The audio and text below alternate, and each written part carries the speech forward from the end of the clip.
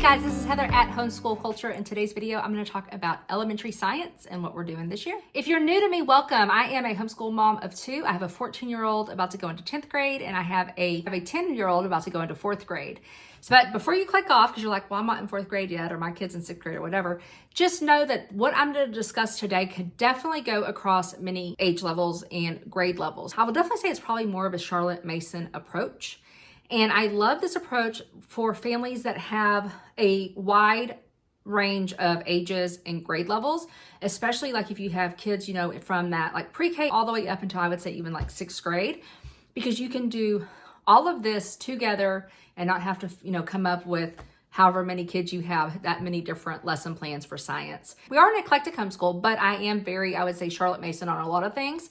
Like for instance, nature study. I love nature study. We will be doing it in our morning basket with both my 14-year-old and my 10-year-old.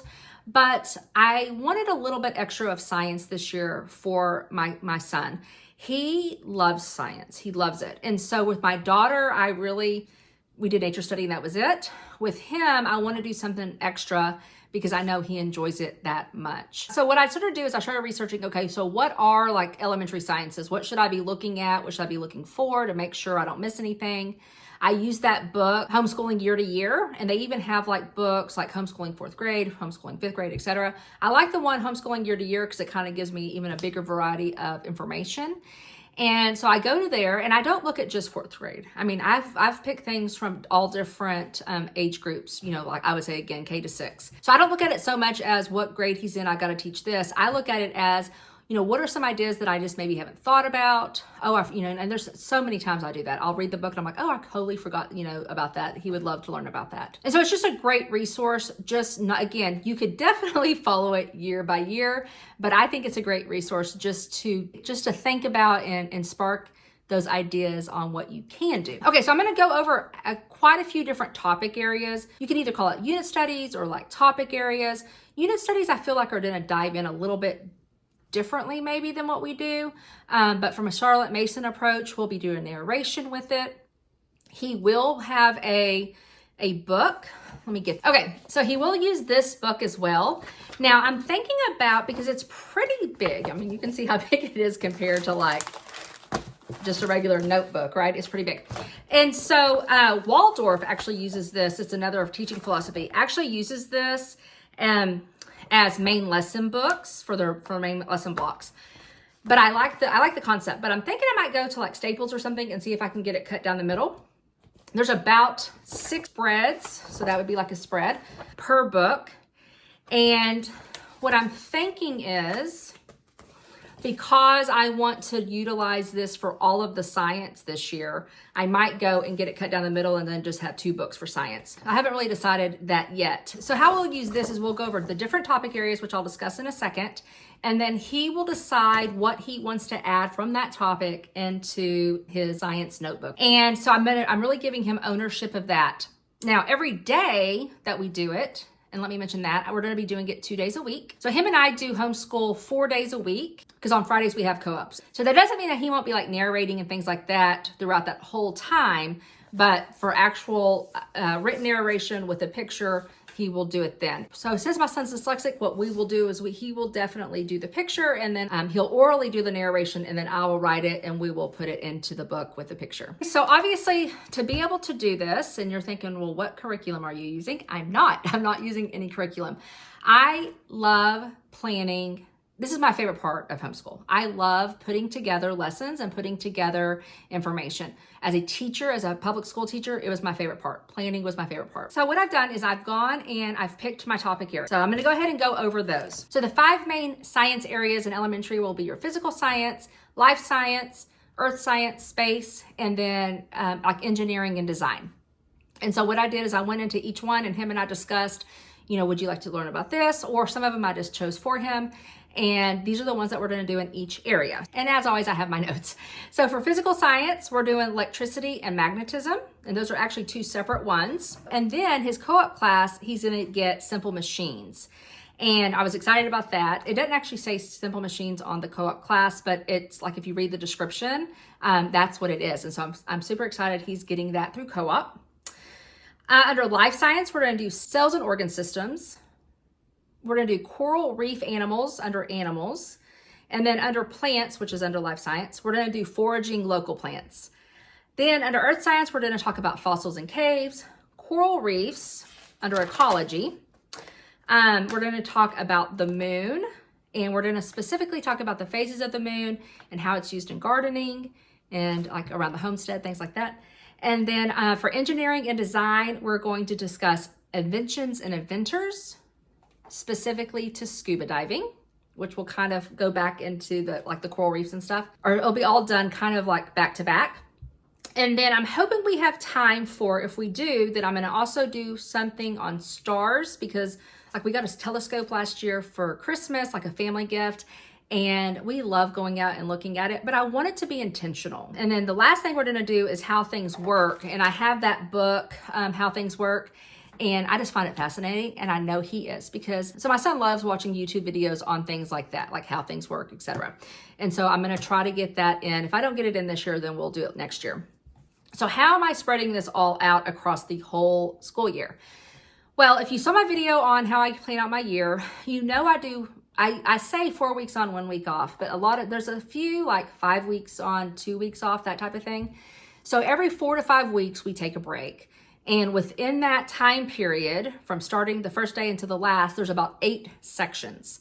And the way I think about it is, when we were in school, we did, six weeks, like you got a 6 weeks report card, that type of thing. And so instead of doing it like that, we have 8 sections. And so each section is going to have 1 or 2 topic areas. Now, what am I going to use? You're going to have to subscribe for that and hit that notification bell, please. So if you are new to me, welcome. I would love for you to subscribe to my channel and hit that notification bell. Also, please like this video. It just helps get it out to all those other homeschool moms and dads. But what I do whenever I plan a topic area, first thing, I want to be intentional about it. And if you watch my video on our homeschool goals for this year, and the word of the year is intentionality. And in the past, especially like this last school year, we went over rocks and minerals, and we went over human organs or some of the main things we did. We had plans for a whole lot of stuff, and it kind of fell short. And that's because I don't feel like I was being intentional about our homeschool time, my planning. And so that is why that is my word this year. You'll hear it a lot probably. The reason it is my word, one of the reasons, because I want to make sure I'm bringing the most information, the best way possible for his learning age, his learning abilities, that him and I can have fun together, learning together. Because let's be honest, I don't know all of this stuff. I'm having to learn right along with him. And to do that, I have to be very intentional about it.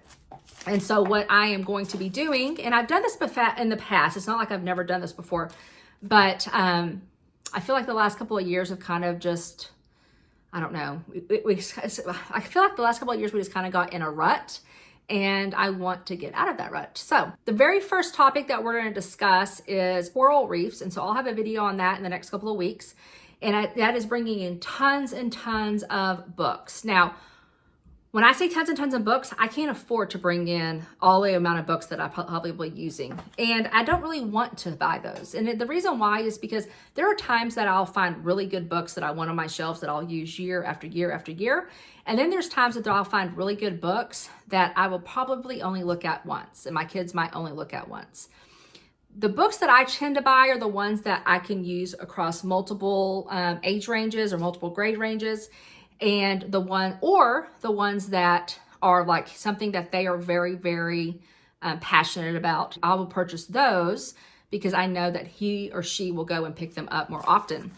Plus, I want to spend my money on other types of resources. So again, I'm going to get tons and tons of books from the library. And with that said, I do have some books that I'm going to plan on using across the board. And again, it's going to be kind of those resource type reference books, or it's books that I bought at library sales or on Facebook Marketplace for pennies on the dollar compared to what they would be brand new. So what else do I want to spend my money on? So any type of trivia game or hands-on game that he and I can play together that will incorporate this learning, I'm going to purchase those, or I already have purchased those that I'll share with you. And then also I'm going to spend money on things like activities. So sometimes it might be, so it's not necessarily like a game, but it's some type of hands-on activity. It's usually something like that we're building, things like that. Or it might be like arts and crafts, so having to purchase any type of arts and craft supplies that might be needed for it. And then field trips, because we all know that field trips cost money. Not all of them, but some of them do. And I'm super excited about this one field trip that I'm going to do this school year with both of my kiddos. It's really going to tie into his sciences for the year. So I've got to figure out like when I'm going to take it. And I'm not going to tell you yet, but I will tell you when I get there, I promise. But I'm trying to figure out how I'm going to do it, because it's going to like tick off a whole bunch of boxes for the sciences that we're going over. And it's in Dallas. You can guess what it is down below. If you're one of my Dallas Fort Worth people, maybe you know what I'm talking about. Put that down below.